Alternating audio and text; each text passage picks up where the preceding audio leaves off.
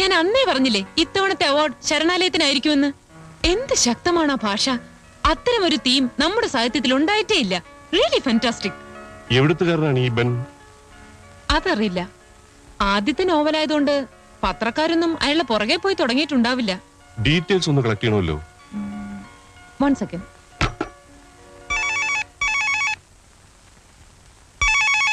Excuse me ഒന്ന് മാറിക്കേ.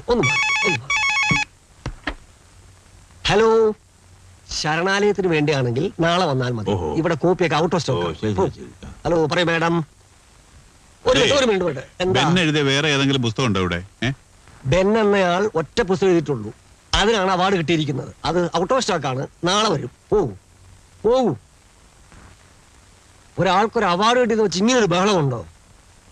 പിന്നെ നാണവളേ, ശരണാലയത്തിന്റെ കോപ്പികൾ ഔട്ട് ഓഫ് സ്റ്റോക്ക് ആണെന്ന് പുറത്തൊരു ബോർഡ് എഴുതി വെക്കൂ. പറയൂ മാഡം. അഡ്രസ്സോ എഴുതിക്കോളൂ. Mister Ben, care of advocate PS Nenmara. നെന്മാറയല്ല, അതിന്റെ അപ്പുറത്തെ പാറയാലും ശരി. വാടകക്കാരും നിലയ്ക്ക് നിൽക്കണം. അല്ലേ ചിലക്കരുത്. ഈ നാട്ടിൽ വേറെ വീട് കിട്ടാഞ്ഞിട്ടല്ലേ ഞങ്ങൾ ഇവിടെ താമസിക്കുന്നത്. നിങ്ങൾ മോൻ വന്ന് കാല് പിടിച്ചിട്ടാ. മീൻ കഴുകിയ വെള്ളം താൻ എന്റെ തലയിൽ ഒഴിക്കുന്ന അവൻ വിചാരിച്ചിട്ടുണ്ടാവില്ലടോ. ഞാൻ വെള്ളം ഒഴിക്കുന്നിടത്ത് നിങ്ങൾ തലയായിട്ട് വന്നിക്കൊന്നും ഞാനും വിചാരിച്ചിട്ടില്ലല്ലോ. താൻ തന്റെ വക്കീലിനെ വിളിച്ചിട്ട് വാ. എന്തിന്? തന്നെ പോലെ കുരുത്തങ്ങട്ടൊരു വേലക്കാരനെ എത്ര നാൾ വെച്ച് പൊറപ്പിക്കുന്നു എനിക്കൊന്ന് ചോദിക്കണം. വേലക്കാരനോ? പിന്നെ ഞങ്ങളെ ബന്ധുക്കളെ പോലെ ഇവിടെ കഴിച്ചു കൊടുത്തേ. ഇപ്പൊ പോലെയായ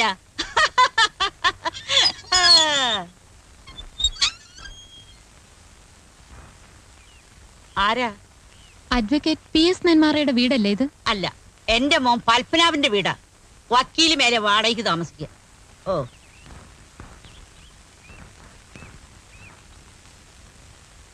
മിസ്റ്റർ, ഞാൻ പറയുന്നത് നിങ്ങൾ മനസ്സിലാക്കണം. വീണ്ടും വീണ്ടും ഫോൺ ചെയ്താലൊന്നും ഇല്ലാത്ത ബെന്നിനെ ഉണ്ടാക്കിയെടുക്കാൻ എന്നെ കൊണ്ട് പറ്റില്ല. അയാൾ എവിടെയാണെന്ന് എനിക്കറിയില്ലേ. Please don't disturb me. എന്ത് വേണം? അഡ്വക്കേറ്റ് ഓഫീസിൽ വന്ന് കാണണം. See I am getting late. ഞാൻ മലയാള ബന്ധു പത്രത്തിൽ നിന്ന് വരികയാണ്. നിങ്ങൾ എവിടെ നിന്നായാലും ശരി, ഇപ്പൊ സംസാരിക്കാൻ പറ്റില്ല. സർ, ഞാൻ ബെന്നിനെ ഒന്ന് മീറ്റ് ചെയ്യാൻ വന്നതാണ്. മീറ്റ് ചെയ്യാൻ പറ്റില്ല. സർ, ആരാണ് ഈ ബെൻ? കുട്ടി, നേരം വെളുത്തപ്പോ തൊട്ട് ഇതേ ചോദ്യത്തിന് പലരോടും മറുപടി പറഞ്ഞ് ഫെഡപ്പ് ആയിരിക്കാം ഞാൻ. ബെൻ താമസിക്കുന്നത് ഇവിടെയല്ലേ? ആയിരിക്കാം, അല്ലായിരിക്കാം. പക്ഷെ അയാളെ കാണാമെന്ന് ഒരാളും വ്യാമോഹിക്കണ്ട. Kunhikkanna breakfast ready ആയില്ലെന്ന്. അത്ര പെട്ടെന്ന് റെഡി ആവുന്ന സാറും വ്യാമോഹിക്കണ്ട. എന്തിനാ നിൽക്കുന്നത്? സർ, ഞാനൊരു ജേർണലിസ്റ്റ് ആണ്. അതിനുമപ്പുറം ശരണാലയ എന്ന നോവൽ എഴുതിയ ബെന്നിന്റെ ഒരു ആരാധികയാണ്. ഞാൻ എത്ര നേരം വേണേലും കാത്തിരിക്കാം. സാർ എത്ര വഴക്ക് പറഞ്ഞാലും അദ്ദേഹത്തെ കണ്ടിട്ടേ ഞാൻ പോകൂ. ഓഹോ, എഴുത്തുകാരനോട് ആരാധന തോന്നാൻ മാത്രം ആ പുസ്തകം അത്രക്ക് ഭയങ്കരമാണോ? സാർ വായിച്ചിട്ടില്ലേ? ഞാനോ? എന്താ കുട്ടിയുടെ പേര്? മാനസക്ക് ബെന്നിനെ കണ്ടേ ഒക്കൂ അല്ലേ? I will be grateful to you. എങ്കിൽ സത്യം പറയാം, മാനസ ബെന്നിനെ കണ്ടു കഴിഞ്ഞിരിക്കുന്നു. ഞാനാണ് ബെൻ. കുട്ടിയോട് ഈ രഹസ്യം ഒളിപ്പിക്കാൻ തോന്നുന്നില്ല. ദയവ് ചെയ്ത് ഇത് മറ്റാരും അറിയരുത്. ഇന്റർവ്യൂക്കാർ സ്വയം തരില്ല. I M A leading criminal advocate. കേസുകളുടെ നൂലാമാലകളിൽപ്പെട്ട് വട്ടം കറങ്ങുമ്പോൾ ഒരു റിലീഫിന് വേണ്ടിയാണ് ഞാൻ എഴുതി തുടങ്ങിയത്. ബെൻ എന്റെ തൂലികാനാമമാണ്. എനിക്ക് വിശ്വസിക്കാനേ കഴിയുന്നില്ല. ആദ്യമൊന്നും എനിക്കും വിശ്വാസം ഉണ്ടായിരുന്നില്ല എഴുതാൻ കഴിയുമെന്ന്. അവാർഡ് കിട്ടുമെന്ന് തീരെ പ്രതീക്ഷിച്ചതുമില്ല. Sharanalayam is a great work. Yes. Sir, എനിക്കൊരു ഇന്റർവ്യൂ. പിന്നെ ആവാം, അതൊക്കെ പിന്നെ ആവാം. പുതുതായി വല്ലത് എഴുതുന്നുണ്ടോ? രണ്ടാമത്തത് കഴിയാറായി. പേര്? പേര് നരിച്ചീറുകൾ. തീം എന്താണ് സർ? തീം അത് ഈ നരികൾ ചീറുന്നതും ഒക്കെ ആയിട്ടുള്ള ചില സംഭവങ്ങളാണ്. നരിച്ചീറുകൾ. നരി ചീറുന്നതോ? അത് നമുക്ക് പിന്നെ കാണാം. സാറിന് ഇഷ്ടപ്പെട്ട പാശ്ചാത്യ എഴുത്തുകാരൻ ആരാണ്? പാശ്ചാത്യം ബെൻ കിങ്സ്ലി. അതുകൊണ്ടാണല്ലോ ഞാനും ബെൻ എന്ന് പേരിട്ടത്. ബെൻ കിങ്സ്ലിയോ? അത് ഗാന്ധിയിൽ അഭിനയിച്ച നടനല്ലേ? അല്ലല്ല, അത് വേറെ, ഇത് വേറെ. നമുക്ക് പിന്നെ കാണാം പ്ലീസ്. സർ,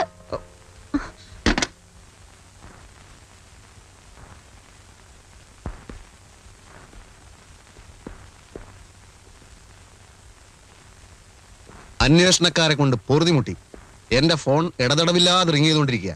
ആരാണ് ബെൻ എന്ന് ഞാൻ വെളിപ്പെടുത്താൻ പോവുക. അത് വേണ്ട. വേണ്ടെന്ന് പറഞ്ഞാൽ എനിക്കൊരു സൗകര്യം വേണ്ടേ? ഞാൻ തന്നെ PR അല്ല, I am a leading criminal lawyer with roaring practice. ഞാൻ എഴുതി വെച്ചത് കൊണ്ടുപോയി പ്രസിദ്ധീകരിച്ചത് സ്വന്തം ഇഷ്ടത്തിനല്ലേ? അനുഭവിച്ചോ? എന്റെ ഇഷ്ടത്തിനല്ല, ആ ജയിൽ വാർഡനാ മുൻകൈ എടുത്തത്. താൻ എന്തൊക്കെയോ മഹത്തായ കാര്യങ്ങളൊക്കെ എഴുതി വെച്ചിട്ടുണ്ടെന്നും അത് പ്രസിദ്ധീകരിക്കണമെന്നും പറഞ്ഞത് അങ്ങേരാ. അല്ല, അതുകൊണ്ടിപ്പോ കുഴപ്പമൊന്നും ഉണ്ടായില്ലല്ലോ. സാഹിത്യ അക്കാദമി അവാർഡ്, റോയൽറ്റി വേറെ. ആരാണീ ബെൻ എന്നും ചോദിച്ചുകൊണ്ട് സാഹിത്യ ഭ്രാന്തന്മാർ പരക്കം പായാണ്. പരക്കം പാൻ ആരും ഇങ്ങോട്ട് വരരുത്. ഇവിടത്തെ ശാന്തമായ അന്തരീക്ഷത്തിൽ മനസമാധാനത്തോടെ കഴിയാണ് ഞാൻ. എന്നെ സ്വൈര്യം കെടുത്തരുത്. ഒന്ന് ചോദിക്കട്ടെ, തന്റെ ഭ്രാന്ത് ഏത് വകുപ്പ് പെടുത്തണം? ഇരുമ്പഴിക്കുള്ളിൽ ശാന്തമായ അന്തരീക്ഷമാണെന്ന് പറയുന്ന ആദ്യത്തെ തടവ് പുള്ളി താനായിരിക്കും. താൻ എഴുതി കൂട്ടിയ വട്ടിന് അവാർഡും. എനിക്കൊരു പിടിയും കിട്ടുന്നില്ല കേട്ടോ. പറഞ്ഞുതരാം. വക്കീൽ ഇപ്പൊ ഒരു കാര്യം ചെയ്യും. ഓ, റോയൽറ്റി കാശൊക്കെ ഞാൻ എന്ത് ചെയ്യണം? അത് വല്ല അനാഥാലയത്തിനും കൊടുത്തേക്ക്. തനിക്ക് മുഴുവൻ ഭ്രാന്താണ്. എന്നെങ്കിലും താൻ പുറത്തു വരുമല്ലോ, അപ്പൊ താൻ മണ്ണ് നിന്ന് ജീവിക്കുവോ? ഒരു കാര്യം ചെയ്യും, താൻ എഴുത്ത് നിർത്തണ്ട. ബെന്നിന് ആരാധകർ ധാരാളമുണ്ട്. താൻ എന്തെഴുതിയാലും അവർ വായിക്കും. അതുകൊണ്ട് എഴുതിക്കൊണ്ടേയിരിക്കും. എടോ, പണമില്ലാത്തവൻ പിണ.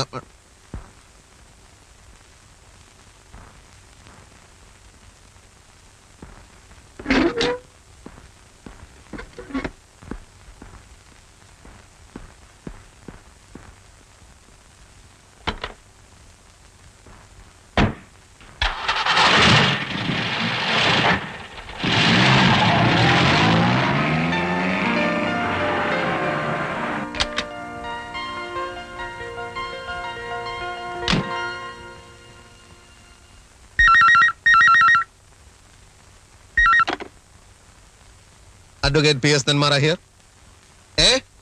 എന്താ മാനനഷ്ടോ? ഓ, മാനസ. എന്തുണ്ട് വിശേഷങ്ങൾ? പ്രധാന വിശേഷം, ബെന്നിനെ ഞാൻ കണ്ടു. ജയിലിൽ കഴിയുന്ന അദ്ദേഹത്തിന്റെ പേര് നരേന്ദ്രൻ എന്നാണ്.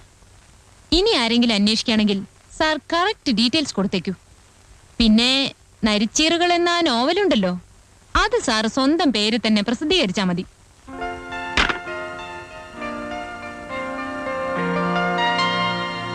ആ വക്കീലിന് ഞാനൊരു ഡോസ് കൊടുത്തു. അതുകൊണ്ട് കാര്യമായില്ലോ. ഇന്റർവ്യൂ എവിടെ? ഇന്റർവ്യൂ എന്ന് പറഞ്ഞപ്പോ എന്നെ കാണാൻ പോലും അദ്ദേഹം സമ്മതിച്ചില്ല. പിന്നെ നോവൽ വായിച്ചിട്ടുള്ള ഒരു ആരാധികയാണ്, വ്യക്തിപരമായ കാര്യങ്ങളൊന്നും ചോദിക്കില്ല എന്ന് ഉറപ്പ് വരുത്തിയിട്ടാ മുമ്പിൽ വന്നത്. ആ, എന്നാൽ ആ വിവരങ്ങൾ മാത്രം ചേർത്ത് നമുക്കൊരു ബോക്സ് ന്യൂസ് ആക്കാം. അത് വേണ്ട സർ. പറയാൻ മടിയുള്ള ഒരുപാട് കാര്യങ്ങളുണ്ട് അദ്ദേഹത്തിന്റെ മനസ്സിൽ. ആ നോവലിലെ സന്ദർഭങ്ങൾ അധികവും സ്വന്തം ജീവിതത്തിൽ നിന്ന് എടുത്തവയാണ്. അങ്ങനെയാണെങ്കിൽ എന്തുമാത്രം അനുഭവങ്ങൾ കാണും. കുറച്ചു സമയം കൂടുതൽ ഇടപഴകാൻ സാധിച്ചാൽ അദ്ദേഹം അറിയാതെ തന്നെ പലതും നമുക്ക് ചോർത്തിയെടുക്കാൻ പറ്റും. ഇന്റർവ്യൂവിന് പോലും സമ്മതിക്കാത്ത ആളുമായി കൂടുതൽ ഇടപഴകുന്ന എങ്ങനെ?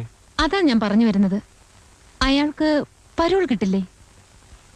കൊലപാതക കുറ്റത്തിന് ശിക്ഷിക്കപ്പെട്ട ഒരു വ്യക്തിയാണ് ബെൻ നരേന്ദ്രൻ എന്നത് തന്നെ നമുക്ക് നല്ലൊരു ന്യൂസാണ്. അപ്പൊ അയാളുടെ കഴിഞ്ഞകാല ജീവിതത്തെ പറ്റി ഒരു ഫീച്ചർ തന്നെ തയ്യാറാക്കാൻ സാധിച്ചാൽ? മാനസ വളരെ ബുദ്ധിപൂർവ്വം ചിന്തിക്കുന്നു. കുറച്ചു ദിവസത്തെ പരോളിന് അയാൾക്ക് പുറത്തിറങ്ങാൻ പറ്റിയാൽ പോകുന്നവരെ അയാളുടെ പുറകെ നടന്ന് കംപ്ലീറ്റ് ഡീറ്റെയിൽസ് ഞാൻ കളക്ട് ചെയ്യാം. നമ്മുടെ പത്രത്തിന് മാത്രമല്ല, സാഹിത്യ ലോകത്തിന് തന്നെ അതൊരു മുതൽക്കൂട്ടായിരിക്കും. അക്കാദമി അവാർഡ് കിട്ടിയ സ്ഥിതിക്ക് അയാൾ ഇപ്പോൾ പരോളിൽ അപേക്ഷിക്കുകയാണെങ്കിൽ തീർച്ചയായിട്ടും കിട്ടും. ഗവൺമെന്റ് ലെവലിൽ നമുക്കൊന്ന് ശ്രമിക്കാം. പക്ഷേ അയാൾ അപേക്ഷിക്കണം. മറ്റൊന്നും ചെയ്യാനില്ലാതിരുന്നതുകൊണ്ട് ഓർമ്മയിൽ തോന്നിയതൊക്കെ കുറിച്ചിട്ടു. സാഹിത്യവാസനയുള്ള ജയിൽ വാർഡന് അത് അച്ചടിച്ചേ തീരൂ എന്ന് നിർബന്ധം. അത് നോവലായി പുറത്തിറങ്ങിയപ്പോ ഏറ്റവും നല്ല സാഹിത്യ സൃഷ്ടിക്കുള്ള അക്കാദമി അവാർഡ്. ഇതൊന്നും പോരാഞ്ഞിട്ട് ഇതിന്റെ പേരിൽ എന്നെ പരോളിൽ പുറത്തിറക്കാൻ പത്രക്കാർക്ക് തിരക്ക്. എനിക്കൊന്നും മനസ്സിലാവുന്നില്ല. പത്രക്കാർക്ക് മാത്രമല്ല സർ, ബെൻ എന്ന എഴുത്തുകാരനെ ഇഷ്ടപ്പെടുന്ന ഒരുപാട് പേരുണ്ട് ഈ നാട്ടിൽ. സത്യത്തിൽ കഴിഞ്ഞ കുറെ വർഷങ്ങൾക്കിടയ്ക്ക് സാറിന്റെ നോവൽ പോലെ ഹൃദയസ്പർശിയായ ഒരു പുസ്തകവും പുറത്തിറങ്ങിയിട്ടില്ല. വായനക്കാരിൽ അത്രയേറെ സ്വാധീനമുണ്ടാക്കിയ എഴുത്തുകാരനെ നേരിട്ട് കാണാനും സംസാരിക്കാനും ആഗ്രഹിക്കുന്നത് ഒരു തെറ്റാണോ? അല്ല. പേരെന്താന്ന് പറഞ്ഞ? മാനസ. മാനസ കരുതുന്നത് പോലെ ഞാൻ അത്ര വലിയ മഹാനൊന്നുമല്ല. എന്റേത് മഹത്തായ ഒരു കലാസൃഷ്ടിയുമല്ല. ക്ഷമിക്കണം, അത് തീരുമാനിക്കുന്നത് വായനക്കാരല്ലേ. ബെന്നിന്റെ അടുത്ത പുസ്തകം ഏതാണെന്നറിയാൻ എത്ര പേരാണെന്നോ കാത്തിരിക്കുന്നത്.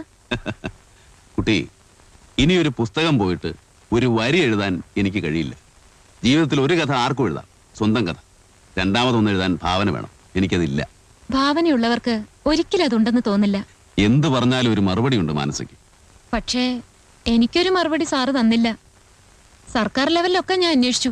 ഇപ്പൊ അപേക്ഷിക്കുകയാണെങ്കിൽ തീർച്ചയായിട്ടും സാറിന് പരോൾ കിട്ടും. എന്തിന്? ബെൻ എന്ന എഴുത്തുകാരന് സമൂഹത്തിലേക്ക് ഇറങ്ങിച്ചെല്ലാൻ, എഴുത്തുകാരും വായനക്കാരും നിറഞ്ഞ സദസ്സിൽ വെച്ച് അക്കാദമി അവാർഡ് നേരിട്ട് വാങ്ങാൻ, അറിയാൻ ആഗ്രഹിക്കുന്നവർക്ക് അറിവുള്ള കാര്യങ്ങൾ പറഞ്ഞു കൊടുക്കാൻ, കുറച്ച് ദിവസങ്ങളാണെങ്കിൽ പോലും പുറത്തുള്ള സ്വാതന്ത്ര്യം അനുഭവിക്കാൻ. മതി, എനിക്കിതിലൊന്നും താല്പര്യമില്ല.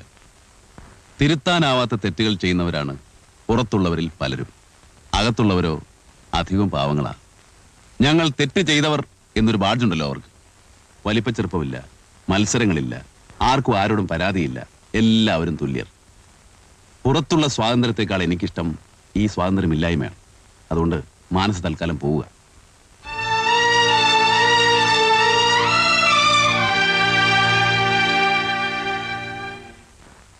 കുഞ്ഞുകണ്ണ വാതിലടച്ചേക്ക്.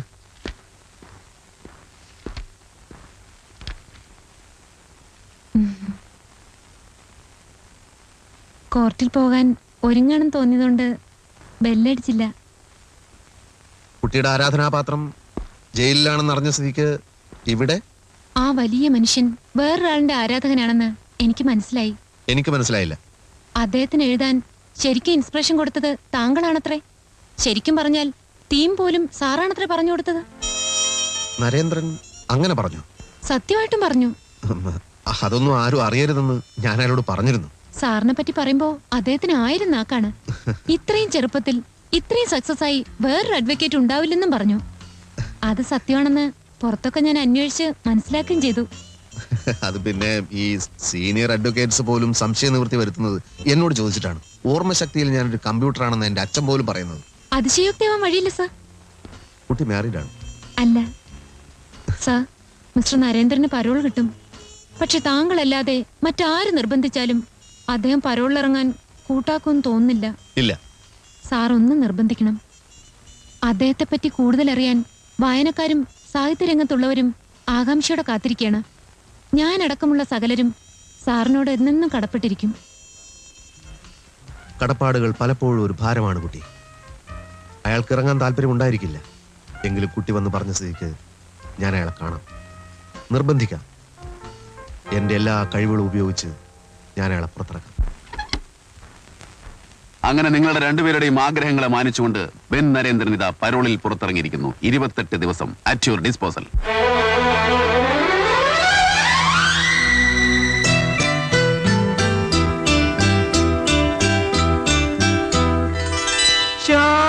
ശ്യാമാംബരം നീളെ മണിമുകിലിനുള്ളിൽ തുടിയുണരും നേരം തിങ്കൾ കലമാനോടുമ്പോ ദൂരെ കണ്ടു കണ്ടാൽ മനമലിയും ചന്ദ്രകാന്തക്കല്ല്.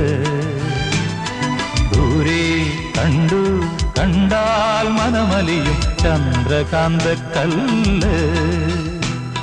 ശ്യാമാംബരം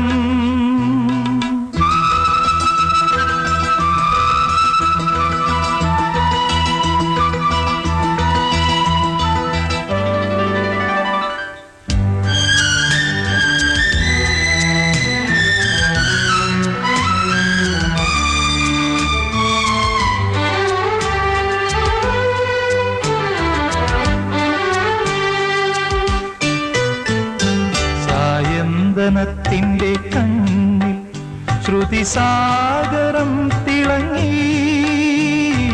ചാരേ കൺ തുറന്നതോ സുവർണ്ണ താരകം. സായന്തനത്തിന്റെ കണ്ണിൽ ശ്രുതിസാഗരം തിളങ്ങി. ചാരേ കൺ തുറന്നതോ സുവർണ്ണ താരകം.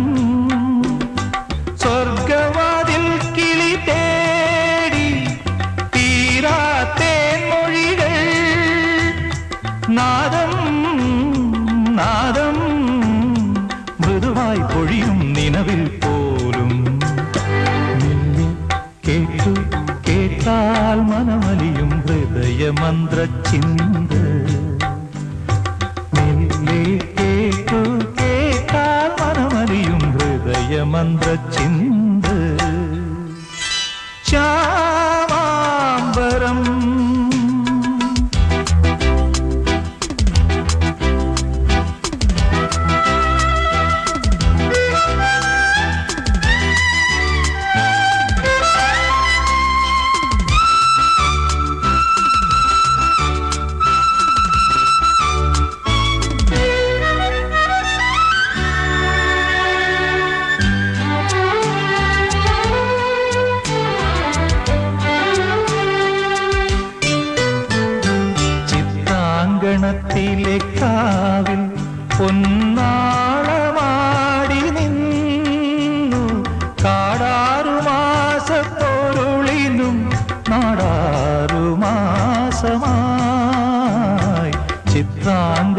മനസ്സിലെ കാവിൽ പൊന്നാളമാടി നിന്നു കാടാറുമാസ പൊരുളിനും നാടാറുമാസമായി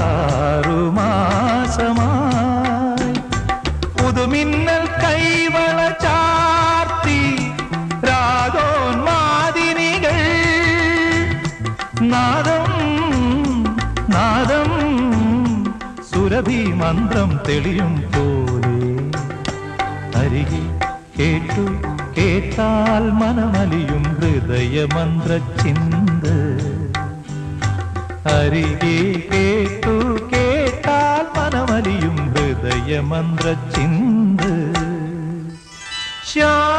ശ്യാമാംബരം നീളെ മണിമുകിലിനുള്ളിൽ തുടിയുണരും നേരം തിങ്കൾ തലമാനോടുമ്പോ ദൂരെ കണ്ടു കണ്ടാൽ മനമലിയും ചന്ദ്രകാന്ത കല്ല് ദൂരെ കണ്ടു കണ്ടാൽ മനമലിയും ചന്ദ്രകാന്ത കല്ല്